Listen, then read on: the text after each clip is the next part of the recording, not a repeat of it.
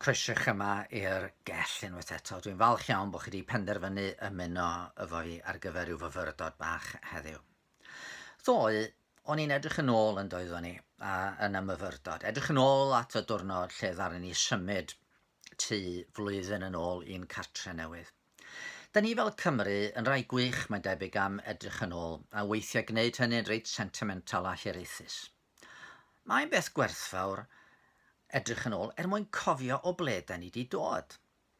Ond da ni'm eisiau byw yn y gorffennol.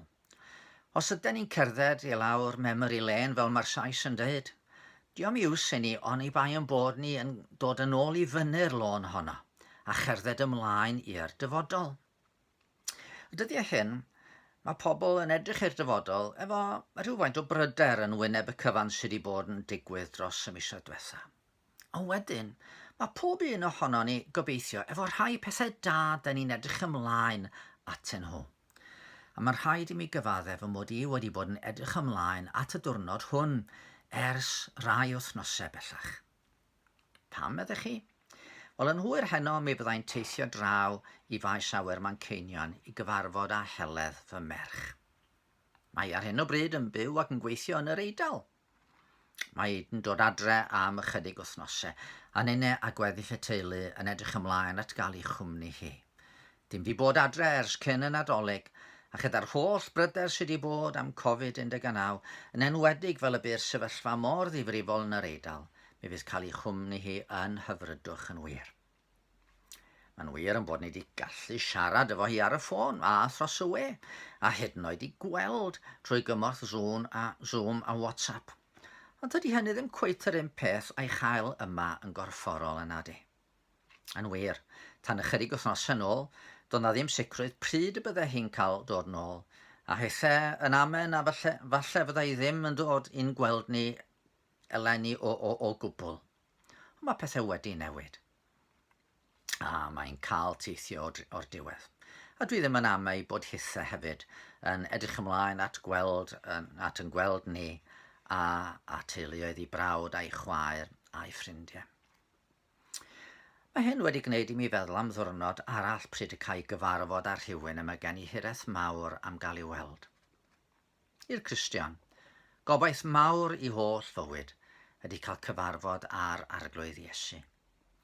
Mae'n wir yn bod ni mewn rhyw ffordd yn profi i gwmni rwan. Mewn ffordd real iawn, trwy'r ysbryd glân mae yn dod yn agos ato ni. Wrth i ni ddarllen y Beibl, weithiau da ni'n clywed i lais o, mewn ffordd hynod o real yn calonau. Wrth i addolio efo'n cyd-Gristnogion, weithiau da ni'n ymwybodol bod na un arall wedi ymuno yn y gynulleidfa, a mae yno yn cynhesu'n calonau ni efo'i gariad a'i lawenydd. Wrth wrando pregeth, daw, weithiau i bigo cydwybod neu i gerddi, weithiau i gysurro a chalonogi, ond bob amser yn gwahodd ni i glosio ato fo.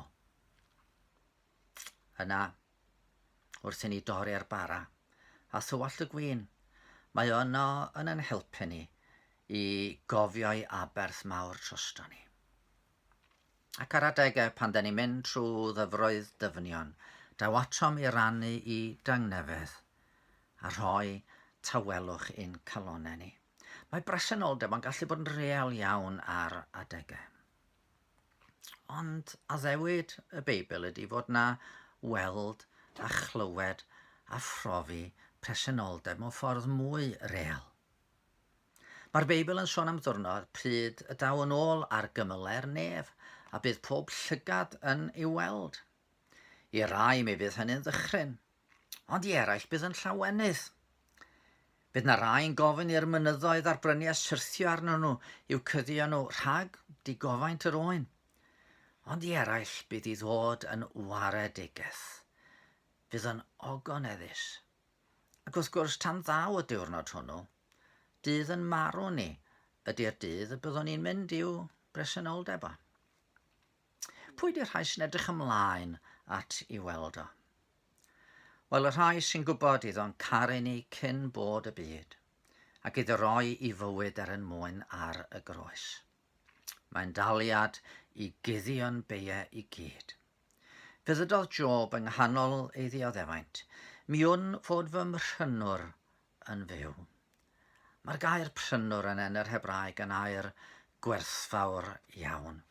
Mae'n sôn am rywun yn yn gwaredu ni, yn yn hachub ni. A dyna fi llawenydd yr rhai sy'n croesawu i ymddangosiad. Cawn weld y dwylo a'r traed dderbyniodd yr hoelion yn lle ni. Cawn edrych ar y talcen, chwysodd ddafnau o waed wrth iddo feddwl am wynebu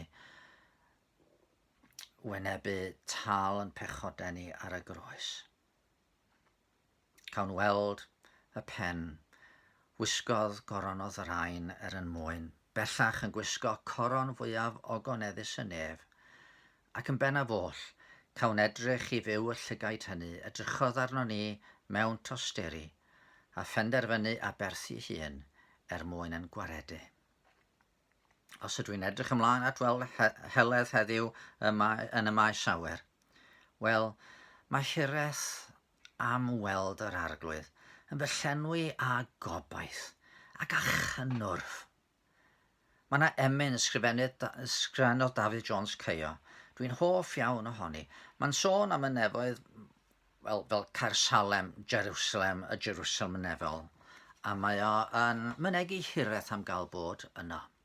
Caersalem, dinas hedd, o na bawn ynddi'n byw, o hyd cawn weled gwedd a llewyr chwyneb diw. Mae weithiau'n dywyll arna i nawr. Fy hael nid a byth yno i lawr. Ac yna yn y trydydd pennill mae'n dweud, caf weld fan nwylid cu, pan elwy draw i dre, yr hwn o'i gariad fi yn dioddef yn fy lle. Caf weld yr Iesu, digon yw, mae'r oen a laddwyd eton y fyw. Os rhywun yn dweud, wel, Dafydd, os mae'r cyfan ti'n meddwl amdano fo ydy'r nefoedd, pa iws o ti yma ar y ddaear? Ond y gwir ydy, fod y bobl sydd wedi bod efo'r gobaith hwn yn eu calonnau, yn bobl sydd wedi gwneud llawer iawn yn y byd a'r bywyd yma. Mi fyddai'n gyrru heno o Fangor i Fanceinion yn llawn hyder a bwriad i gyfarfod fy merch. Cael gafel yn y gobaith hwn o weld Iesu yn rhoi ni'r hyder i fyw yn bywydau i'r eithaf gan wybod at bwy yr ydyn ni yn teithio. Ydych chi'n ei weddio?